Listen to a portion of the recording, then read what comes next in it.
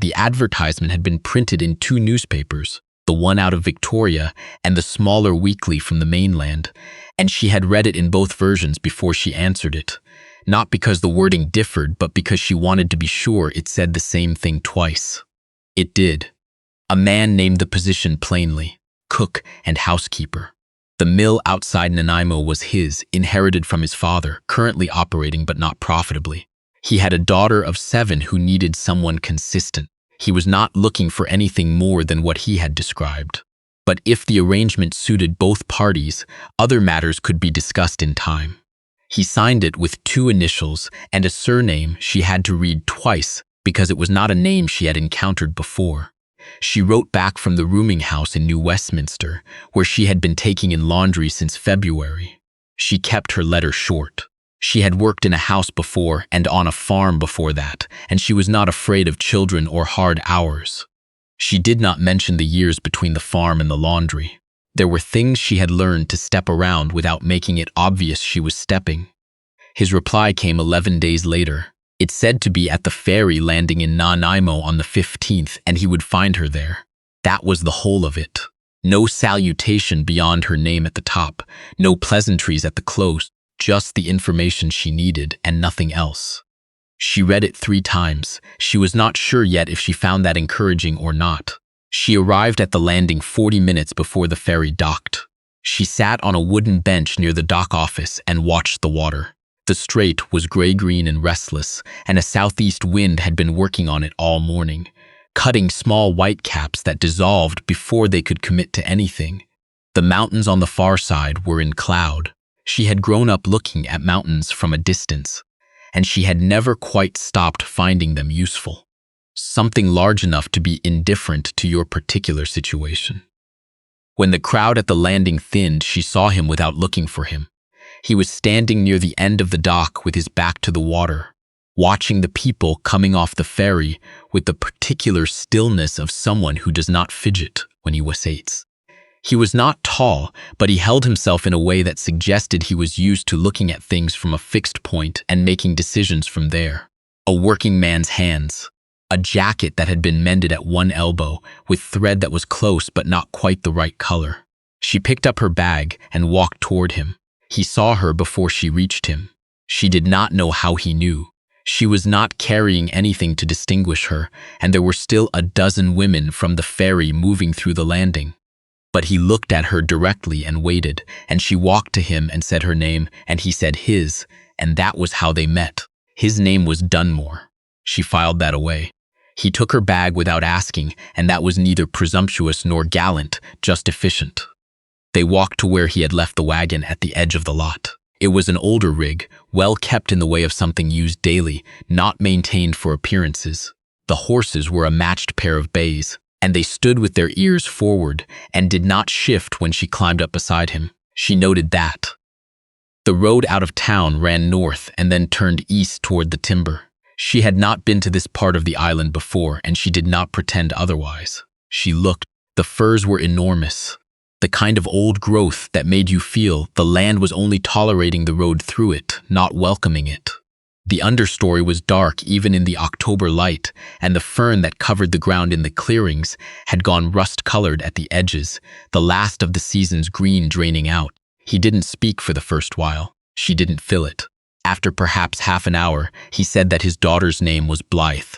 He said it the way you say a word you say often, without thinking about how it sounds. She asked how old.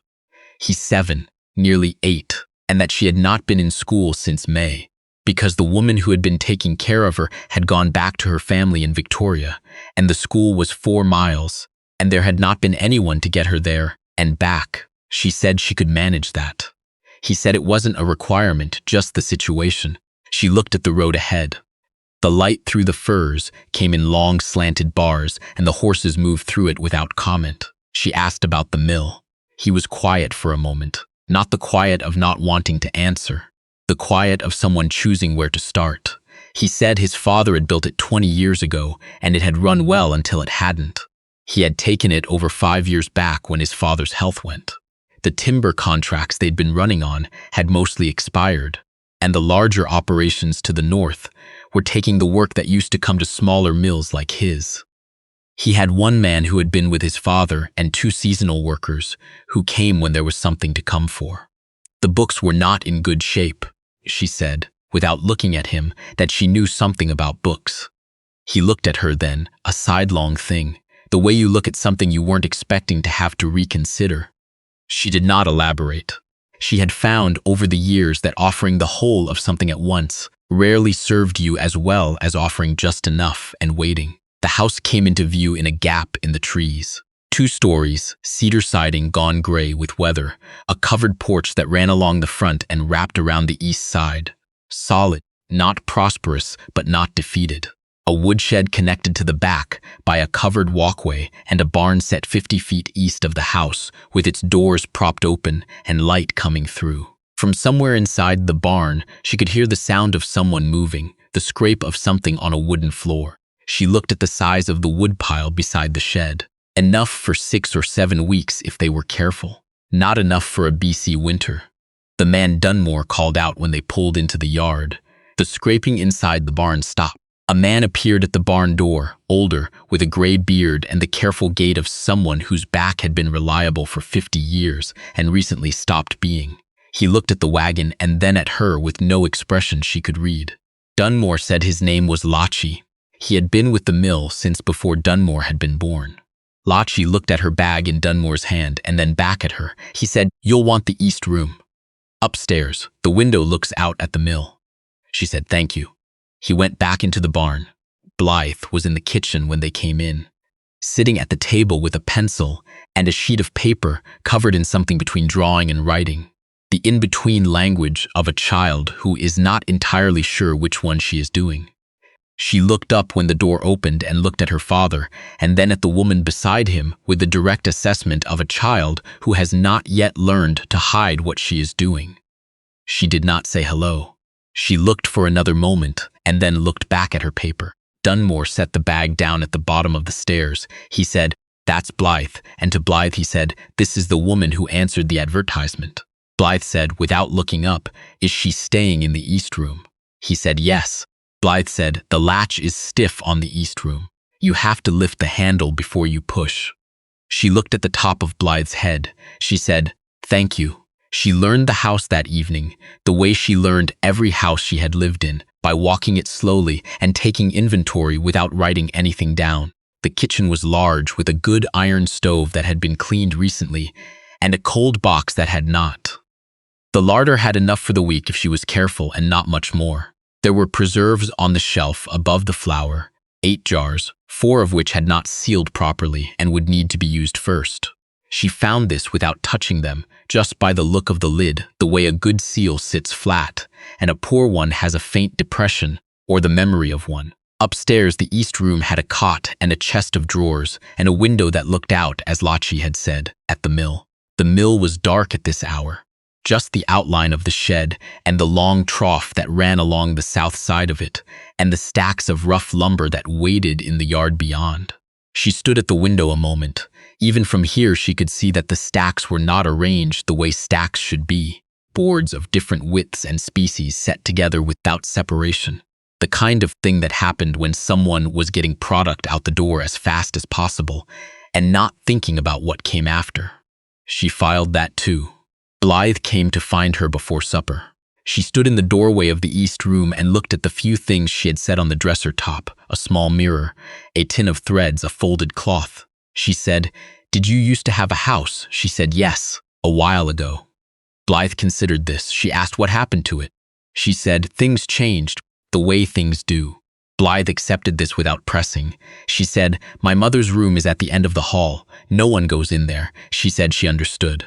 Blythe turned to go and then turned back. She said, "The latch on the east room really does stick. You have to lift first," she said she remembered. "Thank you." Blythe went down to the kitchen, and she heard the sound of the stove lid being moved, the child doing something at the stove with a confidence that children develop when they have been doing a thing out of necessity rather than out of interest. She went down and stood in the doorway. Blythe was reheating something in a pot without any particular urgency. She did not look up, but she moved to the side to make room.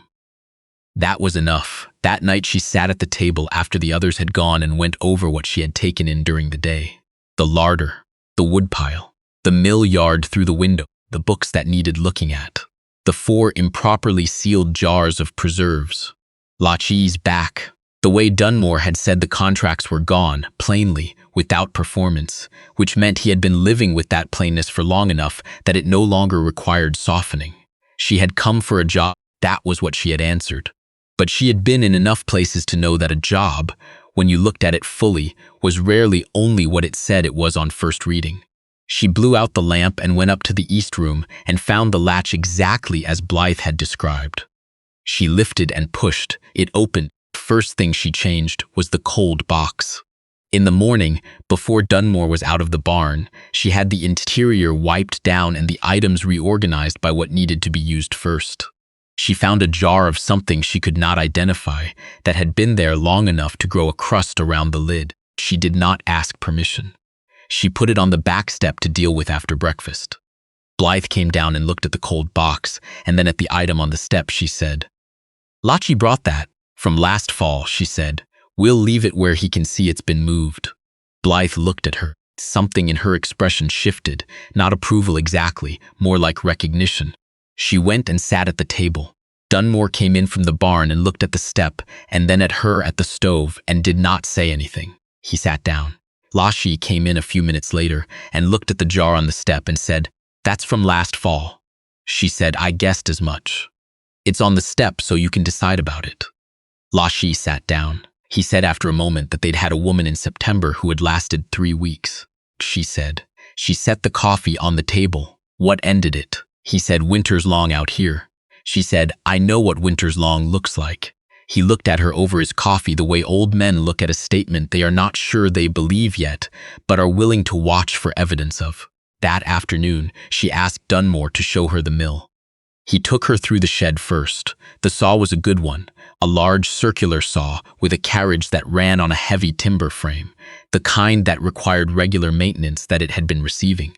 She could see that the blade was sharp and the carriage guides were clean and the belt drive was tensioned correctly. Whatever else was not working, this he kept. She noted that.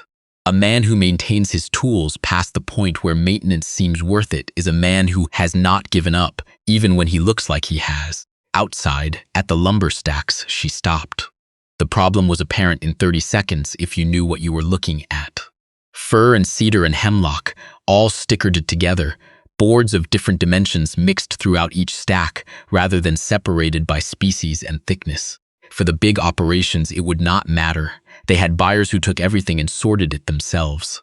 For a small mill, where your advantage had to be something the big operations couldn't offer, it was a slow way to make yourself unnecessary. She said, "Who are your buyers currently?"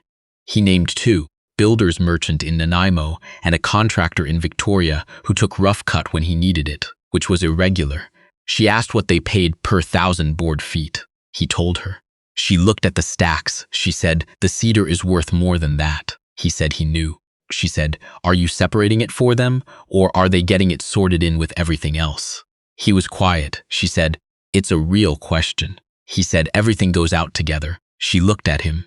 He was looking at the stacks the way he had looked at the lumber yard when they'd come down the drive, with the expression of a man who understood something had gone wrong, and had been understanding it for long enough that understanding it had stopped producing any useful action. She said, "If you pulled the cedar and held it separate, you could approach a different buyer.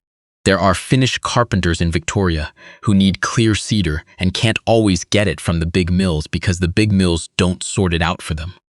You'd get a better price and you'd have something to offer that's harder to find." He looked at her. She looked at the stacks. He said, "You said you knew something about books," she said. "I worked 2 years for a timber merchant in New Westminster. After the farm, before the laundry." He said, "You didn't put that in your letter." She said, "I didn't know yet if it was relevant."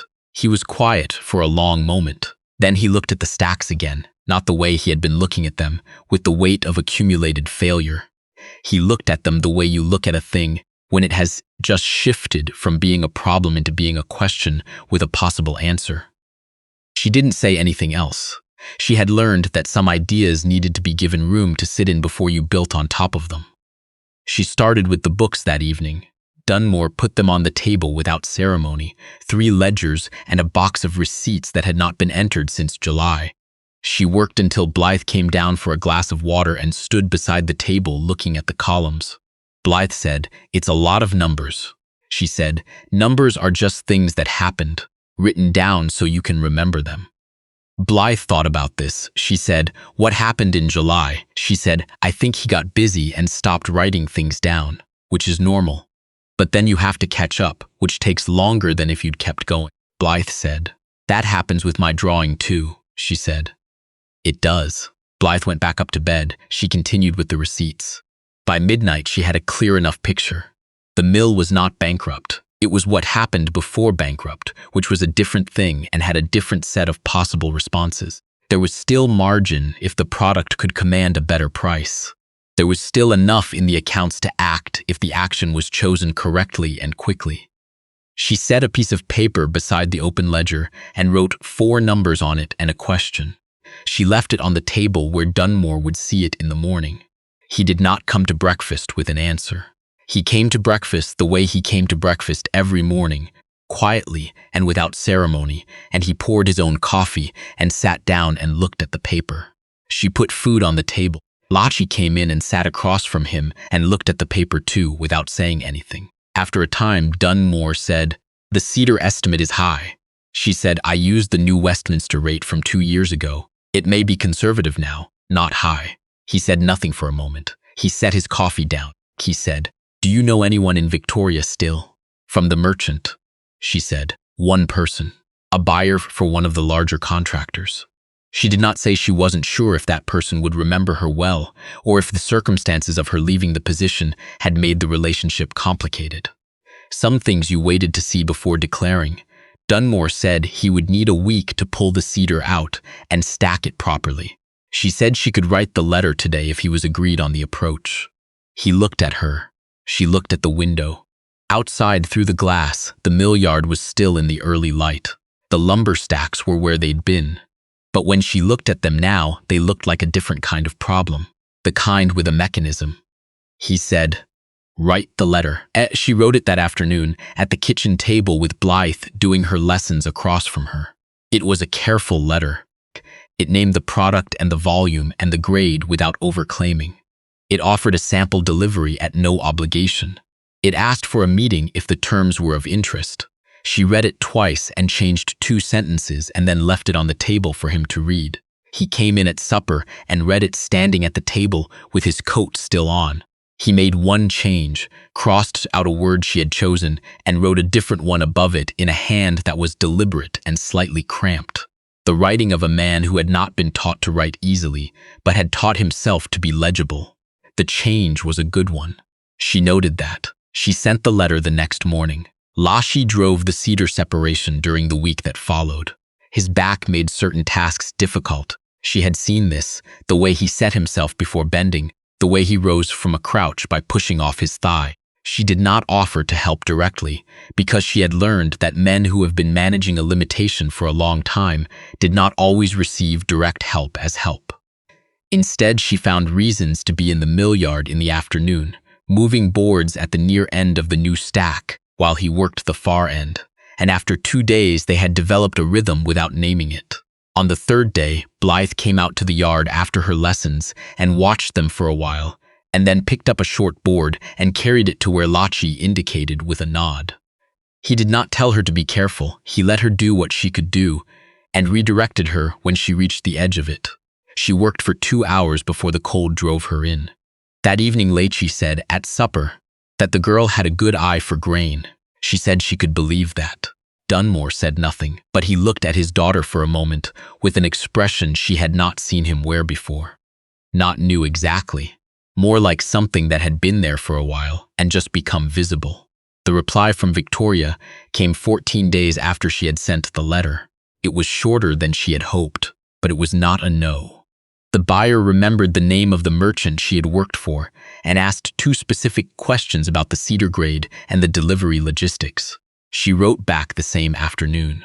This time, Dunmore sat beside her at the table while she wrote. He did not dictate. He watched. Twice she paused and he said something, a measurement, a detail about the trough capacity, and she added it in the appropriate place. When she finished, he read it through and did not change anything. She said, if they come back with interest, we'll need to be able to deliver within 30 days of agreement.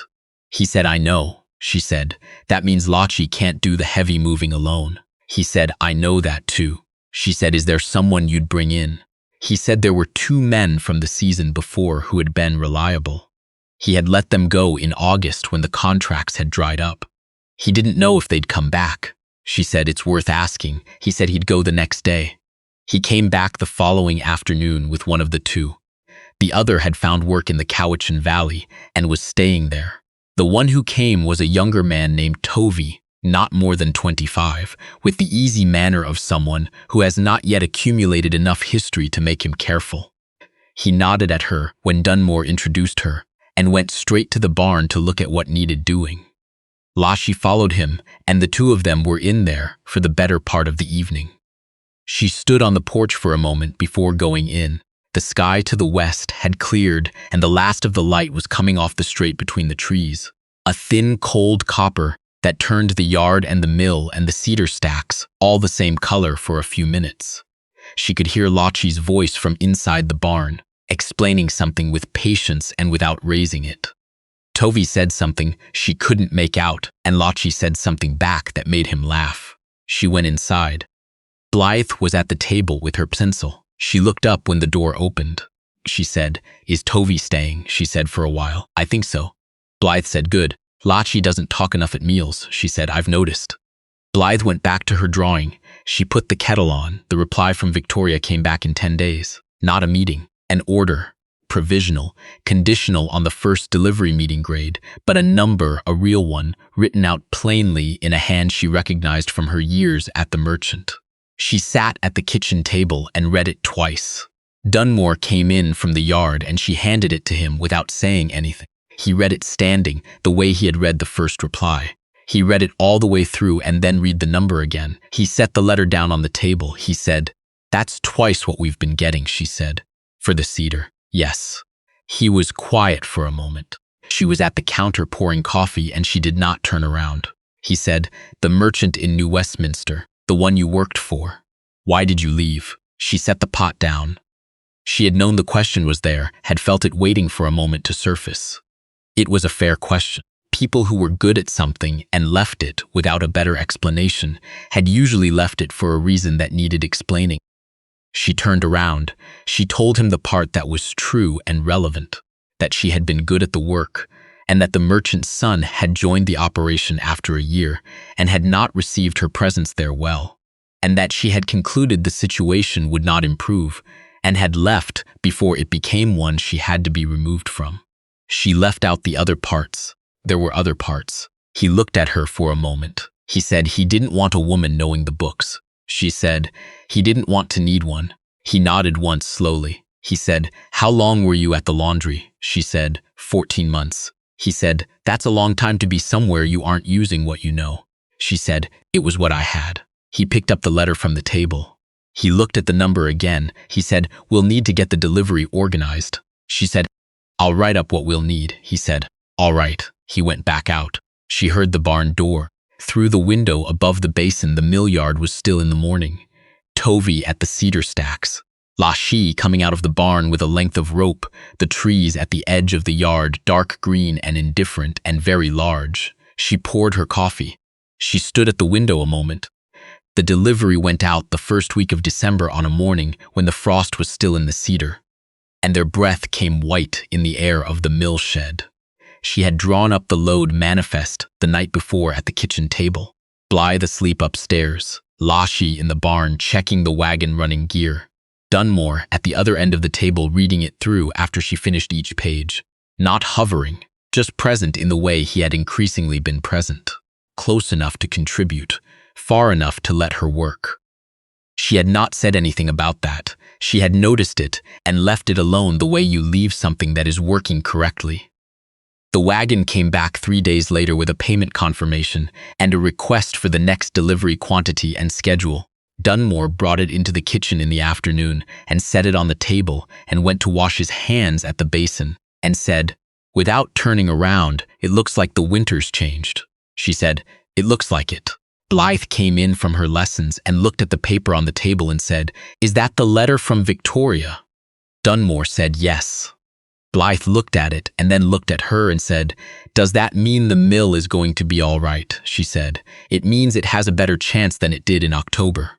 Blythe accepted this. She sat down at the table and opened her reader. She said, "Tovey said there's going to be snow by the weekend." She said, "Tovey may be right." Blythe said, "Will that stop the deliveries?" She said, "Not if we plan for it." Blythe nodded and looked down at her book, the same short, decisive nod her father made when something had been decided and could be moved past.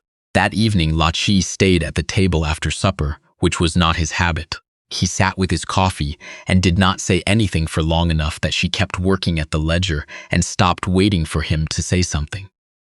He said, eventually, that he'd been at this mill 31 years, that he'd watched it go in good directions and bad ones, that he had not been sure in September what direction it was going. She said nothing. She kept her pen on the page. He said, "You can tell a lot about a place by whether the saw is kept sharp." She said, "I noticed the saw." He said, "I know you did. The first day." He finished his coffee and stood up slowly with his hand on the table. He said goodnight and went out to the barn the way he went every night, with the particular unhurried movement of a man who knows exactly how far he has to go. She sat at the table for a moment after he left.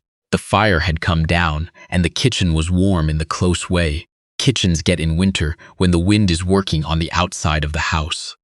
She looked at the ledger. The numbers in it were different numbers now, not saved, not certain, but pointed in the right direction, which was a different condition than where it had been in October. She blew out the lamp above the table and sat in the dark a moment before going up. The spring came late that year, which was not unusual on the island. But when it came with a kind of intention. The snowdrops first, and then the hard yellow of the skunk cabbage in the wet areas along the mill's east edge, and then a warmth that meant what it said. She had been at the mill 7 months. The books were organized now in a way that made sense beyond the moment they were entered. She had started a second ledger for the Cedar operations specifically, separate from the general accounts, so the margin on it could be seen plainly without calculation. Dunmore had looked at it without comment when she'd shown him, opened it, read down the first page, closed it, and set it on the shelf beside the others in a way that said it belonged there. Tovey had stayed. He had turned out to be steadier than she'd initially given him credit for, the kind of young man whose easy manner was not laziness but economy, doing exactly what needed doing without the performance of effort. He and Lachi had worked out a division between them that they hadn't needed to discuss much. Lachi knew the lumber and the machines. Tovey could lift what Lachi's back wouldn't allow. Between them, the yard ran better than it had in years, Dunmore had said once, and not in a way that required anything back.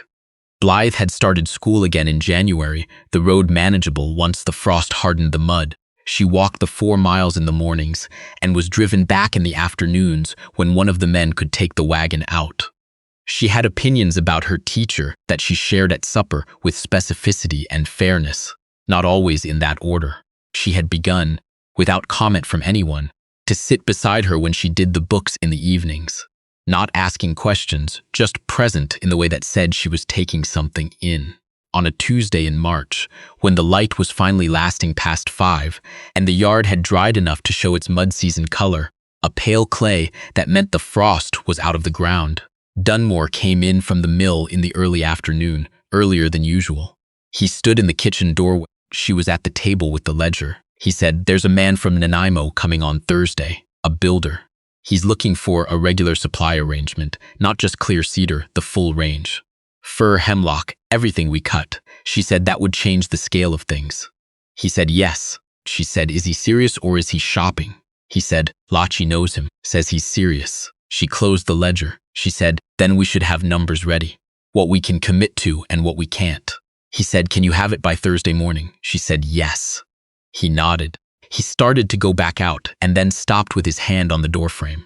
He said, without turning around, that the room off the kitchen. He'd been thinking about the east room upstairs. She said, "What about it?" He said, "It's not a right room for the long term. The east room. It's too small." She looked at the ledger. She said, "What room were you thinking?" He said, "There's a room at the front of the house that has a better window. It's been closed up." He said it was his wife's sewing room. He said it the way he said most difficult things, plainly, without dressing it up, taking the weight of the words, without leaning away from them. She said, "I don't need to move rooms." He said, "I know you don't need to." She said nothing. He said, "The front room is larger. It would give you somewhere to work that isn't the kitchen table." That was how he said it, somewhere to work. She looked at the table, the ledger, the 2 mugs that were there every morning, in the same positions, placed without discussion because where they went had become simply where they went. She said, "I'll look at it." He said, "All right." He went out. She heard his boots on the porch steps and then the sound of the yard. That evening, she went to look at the front room. It had not been opened in a long time. She could tell by the air inside, that particular stillness of a room that has not been breathed in for a while. There was a window that faced south and a smaller one that faced west. The light at this hour came through both and lay across the floor at angles. A work table under the south window, a chair, a shelf along one wall where nothing was stored. Someone had taken the personal things out of this room at some point, not recently. The surfaces were clean in the way that meant they had been cleaned once and then left. She stood in the middle of the room for a moment. She was 32 years old. She had been 32 for 4 months. She had not thought about that much. There had been more immediately useful things to think about. She had come here for a job, and the job had become more than what she had written to accept, which was the kind of thing that happened when you were in a place long enough to see the whole shape of it. She was not unhappy. She had not been unhappy for several months, and she had noticed this without making a ceremony of it. The way you notice a chronic pain that has stopped, with something quieter than gratitude and more durable than relief. The south window looked out at the yard. She could see the mill shed and the lumber stacks and the near edge of the cedar stacks beyond. In the last of the light, the fresh cedar was almost gold. She went back downstairs. He was at the table with a cup of coffee and a length of pencil, going over something she'd written up the week before. He looked up. She said, "It's a good room," and went to put the kettle on. He looked back at the paper. Blythe came downstairs and sat at the table and reached for the pencil he was using, and he moved it out of reach without looking up, and she accepted this with the equanimity of long practice. Outside, the mill yard had gone dark. The cedar stacks were shapes now, nothing more. But she knew where they were. She had been making a list for Thursday in her head, in the way she kept most things, patient and organized, adding to it as she moved through the days. She set 2 cups on the counter for the morning.